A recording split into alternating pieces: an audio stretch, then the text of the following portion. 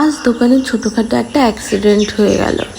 দোকানে যখন কাস্টমারের ভিড় কম থাকে আমি টুকটাক করে দোকানের সমস্ত কাজগুলোই করার চেষ্টা করি, বা দোকান কী করে আরও সুন্দর করব বা কী করে আরও ভালো চলবে সেই ভাবনা চিন্তাই করি।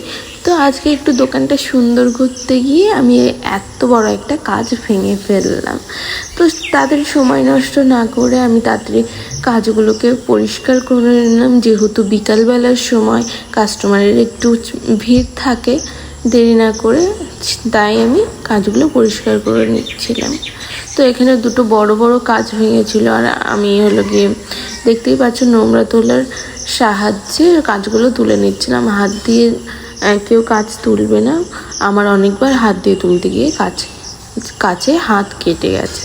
তো তারপরে কি অনেকবার ঝাড় দেওয়ার পরেও কিন্তু কাচের গুঁড়ো থেকেই যায়, তাই ভালো করে মুছে নেবে তোমরা, যাতে কাচের গুঁড়ো লাস্ট পর্যন্ত না থাকে। আমি মুছে নেওয়ার পরে আর কাচের গুঁড়ো ছিল না, কিন্তু তুমি যতই ঝাড় দাও কাচের গুঁড়ো সেই থেকেই যাবে। যাই হোক, আজকের ভিডিও এই পর্যন্তই।